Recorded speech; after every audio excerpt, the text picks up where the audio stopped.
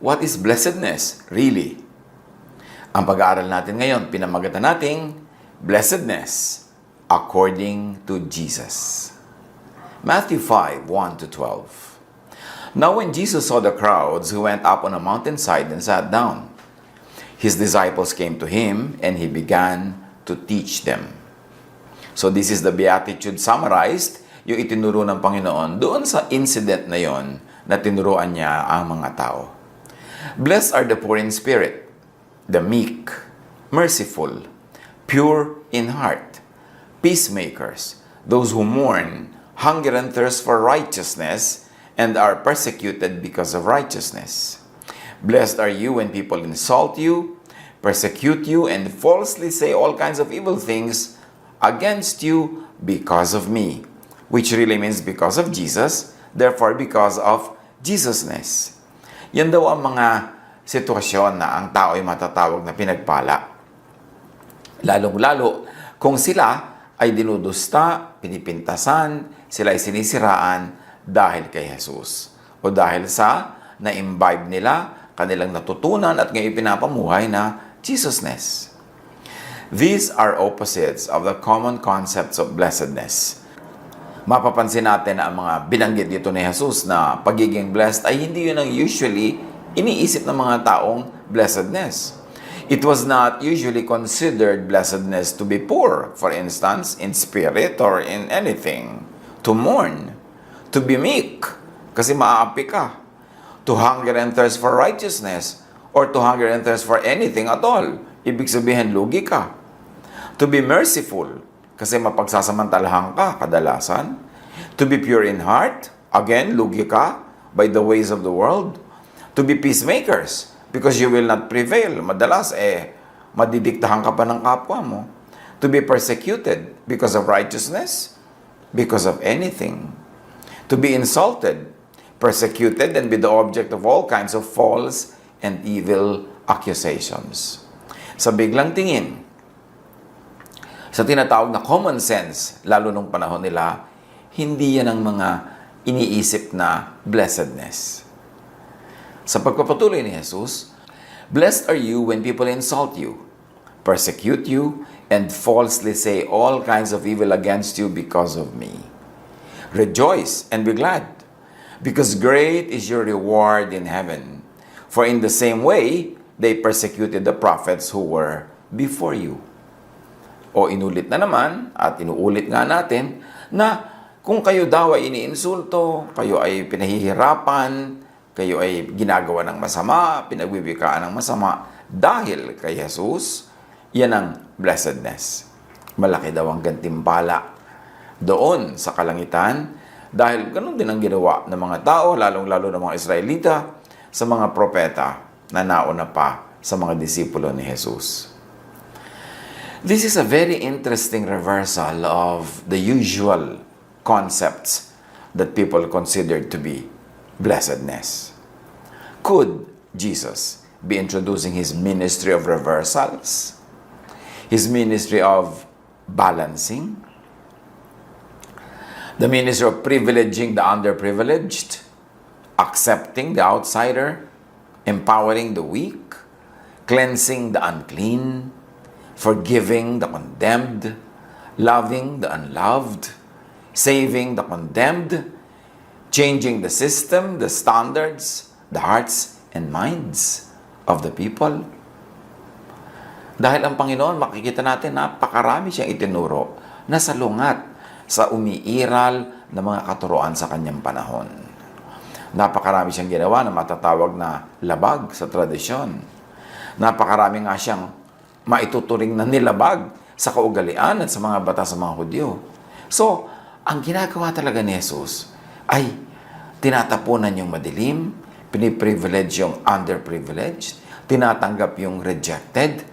Yan talaga ang ministry niya, magbigay ng balance. Kaya bigla niyang binibigyan ng privilege ang mahihirap over the mayayaman, yung mga babae, binibigyan niya ng mga role, ng halaga, ng respeto na hindi ibinibigay ng lipunan nila noon. Lahat ng mga outsiders, ginagawa niyang insiders. Mark 2:21-22. Sa pagpapakita na ang ministry ni Jesus ay baguhin ang luma. Palitan ang lumang pag-iisip, lumang sistema, lumang tradisyon, pati mga lumang kautusan. Walang nagtatagpi ng bagong tela sa isang lumang damit, sapagkat kapag umurong ang bagong tela, mababatak ang tinagpian at lalong lalaki ang punit. Wala rin naglalagay ng bagong alak sa lumang sisidlang balat, sapagkat papuputukin lamang ng alak ang sisidlang balat. At kapwa masasayang ang alak at ang sisidlan. Sa halip, ang bagong alak ay inilalagay sa bagong sisidlang balat. Ito ay isang talinghaga, very common to the people of Jesus' time. Yung mga marami kasi silang wine culture, gumagawa talaga sila ng mga alak mula sa mga ubas, at ito ay inilalagay sa mga leather containers. At pag naglagay ka ng bagong alak sa lumang leather, sasabog yung leather pagka nag-oxidize at pagka may nangyaring mga tamang mangyari doon sa alak para siya maging alak, ay hindi kayang dalhin ng lumang balat. Ngayon, kung bagong balat naman, nilagyan mo ng lumang alak, hindi rin sila tugma. Siyempre, hindi naman alak at hindi naman mga sisidlang balat ang tunay na tinutukoy ni Jesus, kundi ang tinutukoy niya at ang sinasalamin ng bagong alak ay ang kanyang bagong katuruan. Bagong pamantayan, bagong standards, bagong pagpapahayag ng pag-ibig at katwiran ng Ama na inihahayag kay Jesus. Na ito'y dapat ilagay sa bago ring sisidlan, na hindi sisidlang balat ng hayop, kundi utak, isip, values, sa bagong mentalities. In other words, with this metaphor, Jesus was saying, ang bagong kautusan ko, bagong katuruan ko na inihahayag ko mula sa Ama, ay dapat lamang tanggapin ng may bagong pananaw, bagong paninindigan, bagong pag-iisip, bagong mind frame, bagong value system. Romans 12:2, huwag kayong makiayon sa takbo ng mundong ito.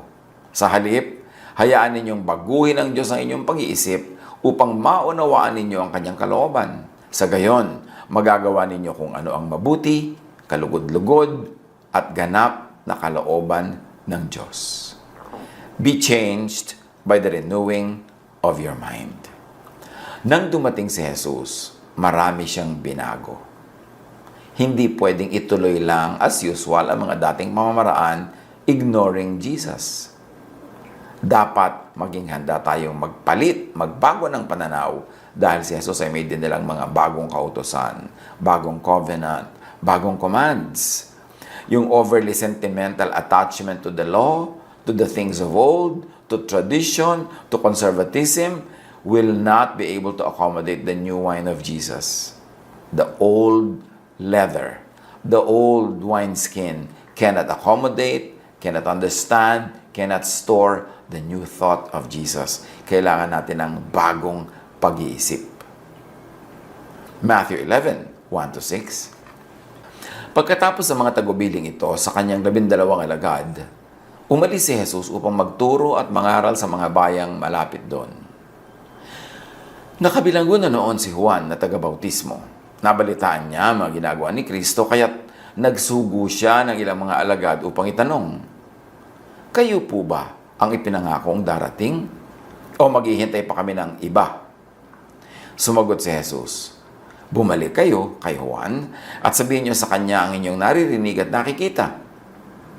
Nakakakita ang mga bulag, nakakalakad ang mga pilay, gumagaling ang mga ketongin, nakakarinig ang mga bingi, muling nabubuhay ang mga patay, at ipinapangaral sa mga mahihirap ang magandang balita. Pinagpala ang taong hindi nag-alinlangan sa akin. So yan ang sinasabing, let the poor say I am rich. Let the weak say I am strong. So here, ipinakita naman ni Jesus yung reversals na yung mga outcast, yung mga inuna, yung mga pinagaling, yung mga mahihirap, yung may sakit, yung mga itinatapon ng lipunan, yun ang kanyang tinanggap at inaruga at tinangkilik. The ministry of reversals, the ministry of balancing.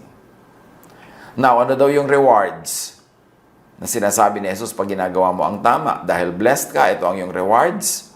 The kingdom of heaven. Comfort. Inheritance of the earth. Feeling to satisfaction.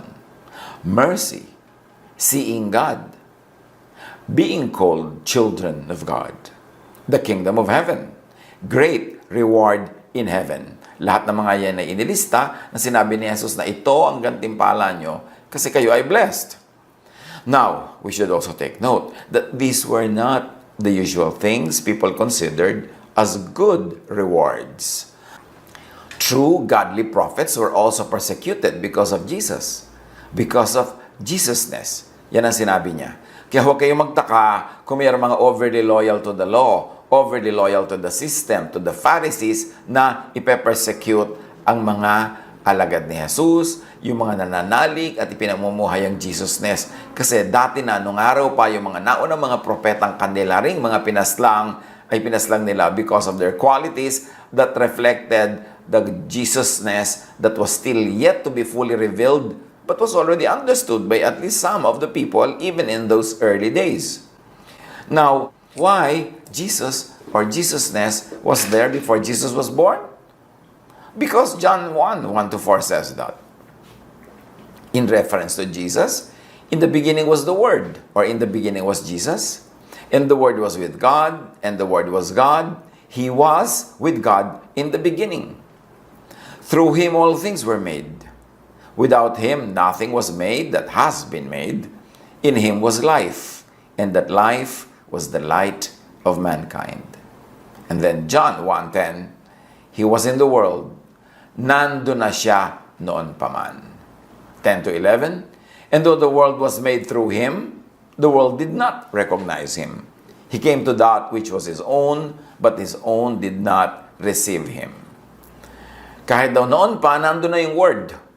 Hindi naman dumating lang yung Word nung isinilang si Jesus. Kaya nga yung Word na yan, mas marereflect ng Jesusness, tapos yung ipinanganak was Jesus. Kasi bago nagkaroon ng Jesus na ipinanganak, yung kanyang spirit, the Word was already there. Jesusness had already been there. The quality of being Jesus. At maraming hindi nakakilala, maraming hindi kumilala.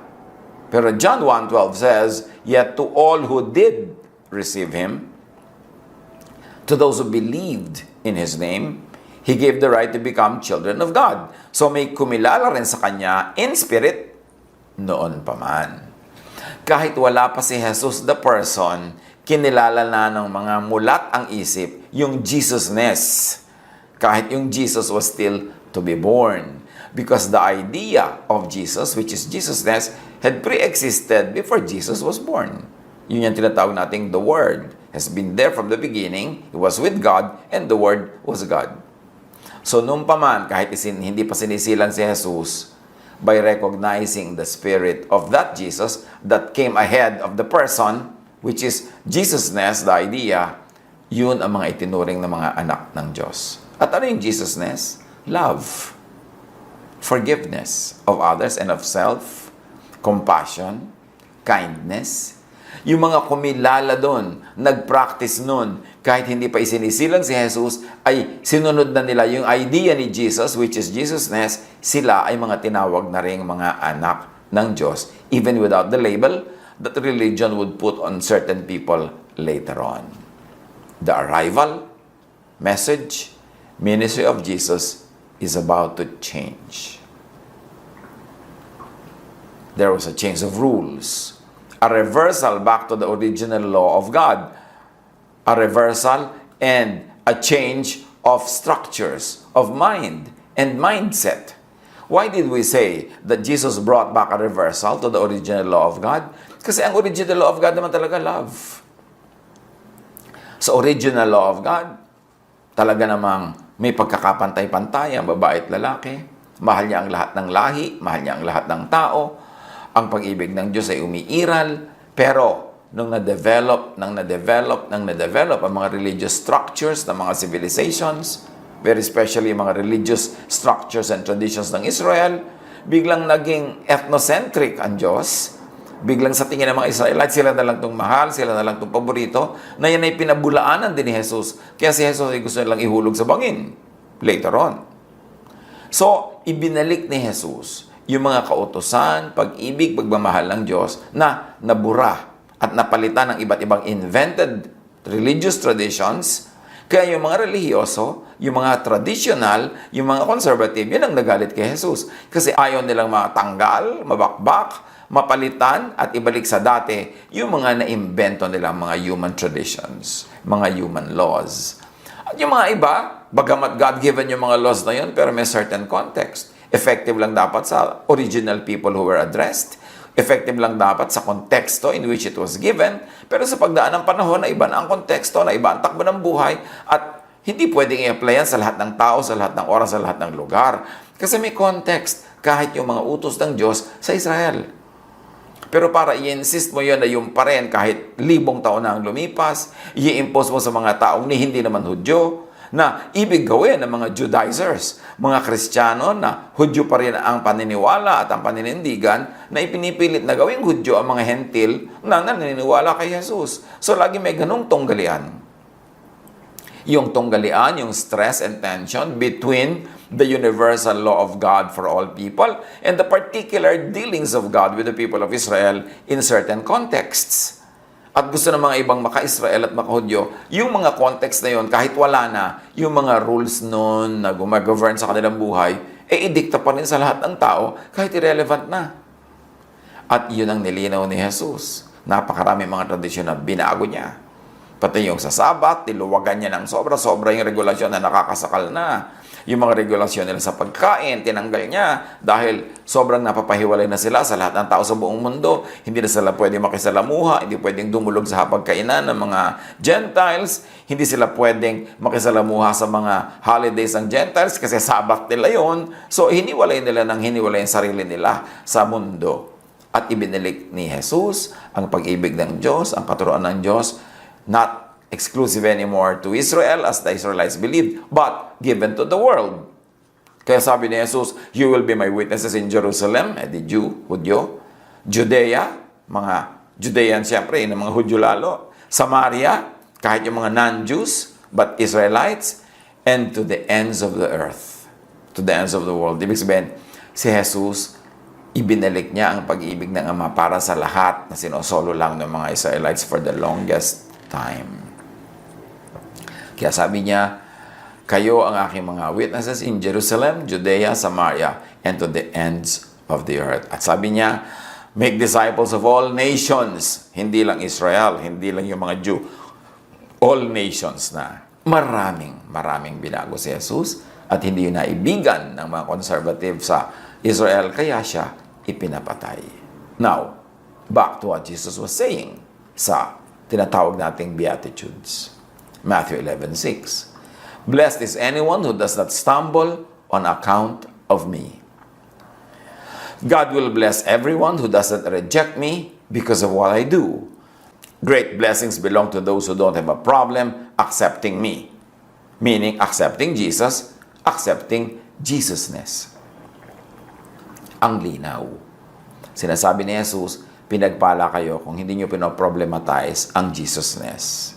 Kung hindi nyo ako tinatanggihan dahil hindi i-conforme sa mga tradisyon ninyo ang aking mga itinuturo, mapalad kayo kung tatanggapin nyo ako kahit na marami akong binabaligtad at iniiba dahil gusto ko kayong ibalik sa tunay na will of God na nabaluktot, nalayo na ng nalayo dahil sa mga katuroan ng mga tao na naging mga tradisyon ninyo. To be blessed in the new Jesus way, do not stumble on account of Jesusness. Do not reject Jesus because of what He does, because of His Jesusness. Do not problematize accepting Jesus or the ways of Jesus or Jesusness, which is the way, the truth, and the life of and in Jesus. Yan daw ang way to be blessed. So, paano ka mabe-bless kung tinatanggihan mo si Jesus? Pero marami magsasabi, hindi namin tinatanggihan si Jesus. Pero tinatanggihan nila ang Jesusness. Tinatanggihan nila ang love. Ang gusto nila, anger. Tinatanggihan nila ang forgiveness. Ang gusto nila, punishment, judgment. Tinatanggihan nila ang pagtanggap sa kanilang kapwa. Ang gusto nila, rejection. Tinatanggihan nilang makisalamuha, makiisa sa mga tao. Ang gusto nila, humiwalay ng humiwalay. Pero, on the surface, sasabihin nila, tinatanggap nila si Jesus. Pero pag inisa-isa mo ng tanongin kung ano-ano ang mga hindi nila tatanggapin sa buhay, marami doon Jesusness. So, akala lang nila sila ay Christian, akala nila sila ay follower ni Jesus, pero ang totoo, sila ay Pharisaic. Sa totoo, ang umaandar at naghahari sa buhay nila, the law, hindi grace. Kaya dapat laging suriin at pag-aralan. Kasi sa paggamit natin ng mga terminology, namamanhid na tayo. Hindi na natin naiintindihan ang mga sinasabi natin. Hindi na natin nauunawa ang mga pinoprofess natin na akala natin pinaniniwalaan. Pero pag isa-isa mong tinanggap yan, malalaman mong ikaw ba ay maka-Jesus o maka-Pharisee. Like, anong attitude mo sa makasalanan? Kung gusto mong parusahan, edi Pharisee yan. Pero kung gusto mong patawarin, tanggapin, Jesus yan. Sinabi ni Jesus kay Pedro, ilang beses po ba namin papatawarin ng mga kapatid na nagkakasala? 7 beses ba? So may limitasyon. Sabi ni Jesus, no, 70 times 7 or endless. So pag nilalagyan mo ng limitasyon ang pagpapatawad mo, Pharisee yan, hindi yan Jesus. Tapos yung babaeng nahuli sa kasalanan, according to the law, gustong batuhin ng mga tao. Hindi yan ipinabato ni Jesus. Hindi yan binato ni Jesus. So kung ikaw ay nagsasabing Kristiyano ka, maka-Jesus ka, pero bumabato ka sa ikinoconsider mong may kasalanan, nananakit ka, hinuhusgahan mo, hindi Jesus yan. Pharisee yan. Kaya dapat mag-isip-isip. Reviewin natin yung sinasabi ng ating bibig at yung tunay na pinapractice natin sa buhay. Marami sa bibig, sa profession ay maka-Jesus, but in actual life, in actual practice, maka-Pharisee. The arrival, the message, the way, truth, and life of and in Jesus is not a minor repair or alteration of the old way. It is a totally new way. Tulad ng sinasabi ni Jesus, new wineskin for new wine. Hindi pwedeng pagtambalin ang old wineskin at new wine. Hindi pwedeng pagsamahin ang old attitude, old paniniwala, old tradition sa new spirit of Jesus.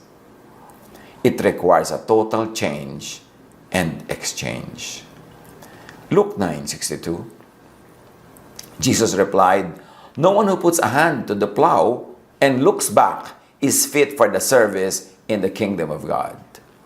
Siyempre, ang kanyang metaphor na ginamit, agriculture, yun daw humawak sa araro, na siyempre ang nag-aararo looks forward dahil papunta doon yung hayop at hinihila niya yung araro para bungkalin ng lupa. Hindi ka pwedeng lingon ng lingon kasi pwedeng sa maling lingon mo, lumiko yung hayop, mapunta ka sa mali, o mamali ang hawak mo sa araro, lumubog yun sa lupa, madapa ka pa, etc. etc. Pero siyempre, metaphor lang yun.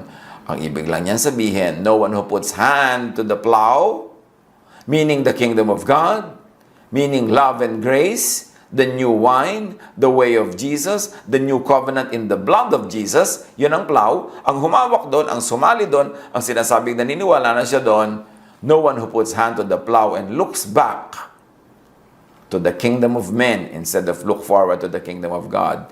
To the law, looks back to the law instead of look forward to love. Looks back to the old wine instead of look forward to the new wine. Looks back to the old covenant in the blood of animal sacrifices instead of look forward to the blood of Jesus. No one who puts a hand to the plow and looks back is fit for service in the kingdom of God. Jesus says so. Blessedness is in the new Jesus way of thinking and doing. Be ready, willing and able to change your mind. Lahat tayo na nakasanayan ng tawagin ang sarili nating Christian, suriin natin ating mga sarili. Ang ating pag-iisip, ang ating attitude, ugali, asal at kilos. Pharisiness ba o Jesusness? Acceptance ba o rejection ang umiiral sa ating buhay? Love ba or anger? Pakikiisa ba, pakikasalamuha o paghiwalay? Pagkainisa-isa natin, hinimay-himay, binutil-butil ang ating pang-araw-araw na kilos, paniniwala, ugali, pamamaraan ng buhay, malalaman natin kung talagang tayo ay follower ni Jesus. At kung tayo ay follower niya, sabi niya, blessed are you. And even if people persecute you because of your belief in me, you are still more blessed. Suriin natin kung nasa ang panig tayo.